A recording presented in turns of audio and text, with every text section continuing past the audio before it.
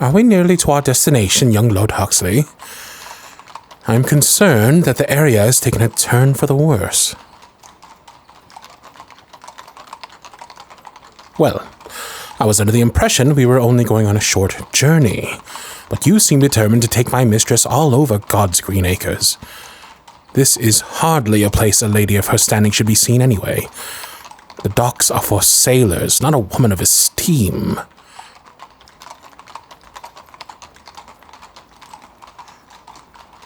You'll pardon me if I don't take your promises of safety to heart.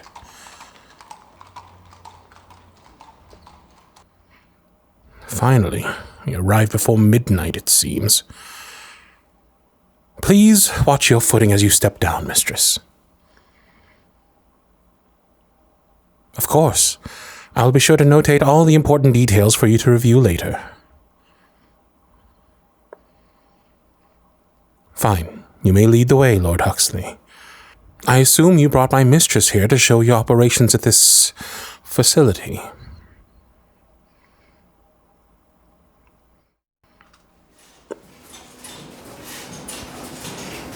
I can see everything is already up and running. The startup funds he secured already paid for what he has. He must need a further investment for furthering production. But something still isn't right here.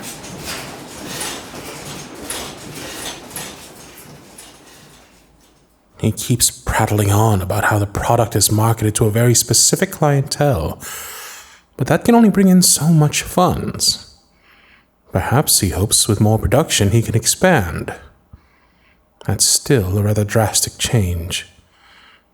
I still don't think he's telling her everything. I can't let her go into this without all the information. Yes, I wondered that myself. It's almost as if there aren't enough people here. I will continue to keep a sharp eye out, my lady.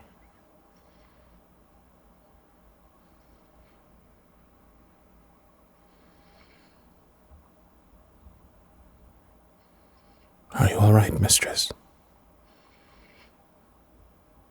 Yes, I have been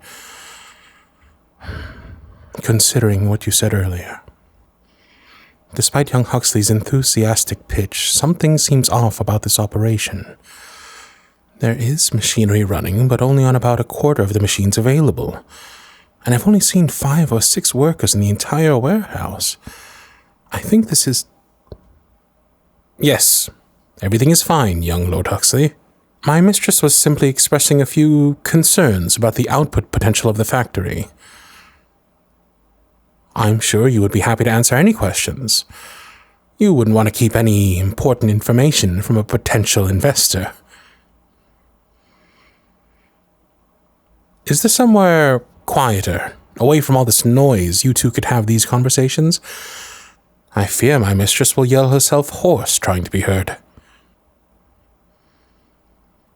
An office. Perfect. After you, mistress.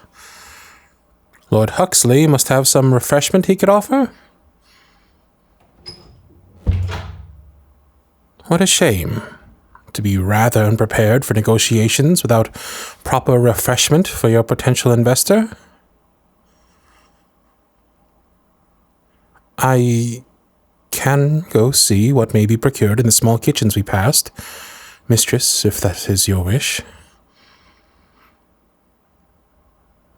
Of course.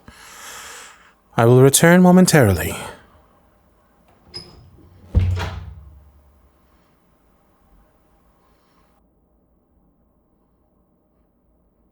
Pardon me, I'm looking for the... What are you... Oh.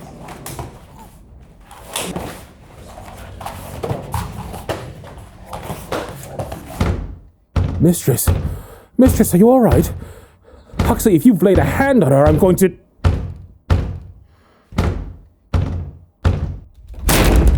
Mistress? Mistress! Oh, please wake up. Little miss, it's me. I'm here. Don't worry about him right now. He won't be waking up for hours. We had some words exchanged, but I don't want to trouble you with those when you're still in such a state. No, there's time for that later. Right now, we need to leave and get you home before he can... Fine, let's get you back to the carriage and I'll explain on the way.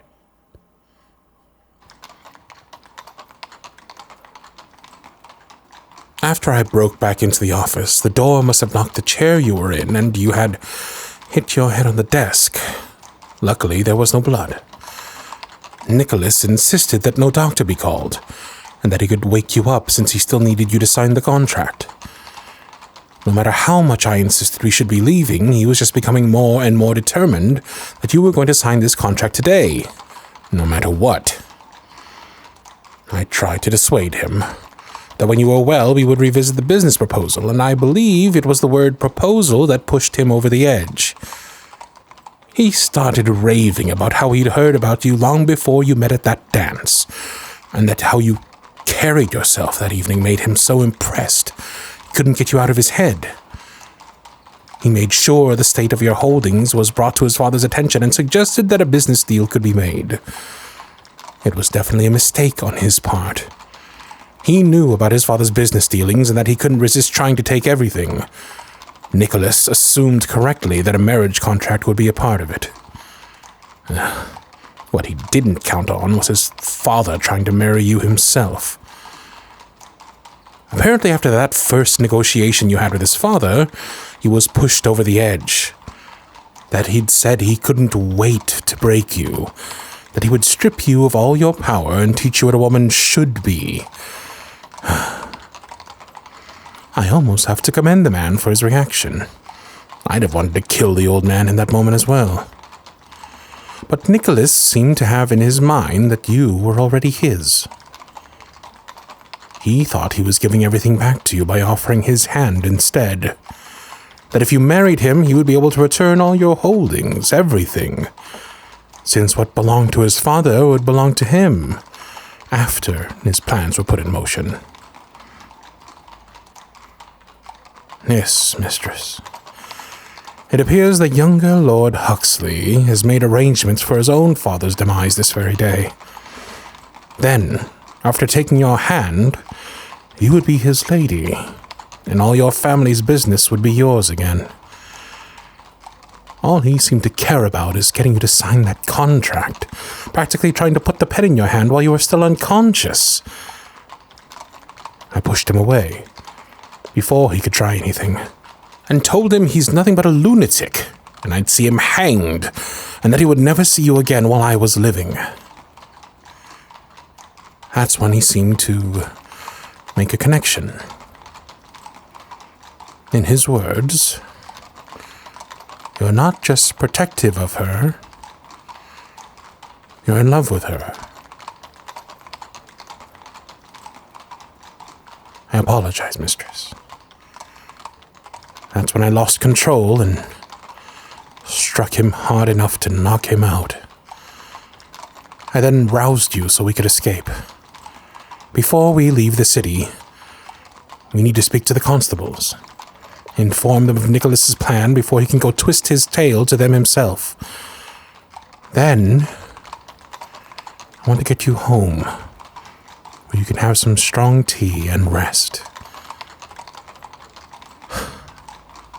Yes, I think we've all had enough of this particular business trip.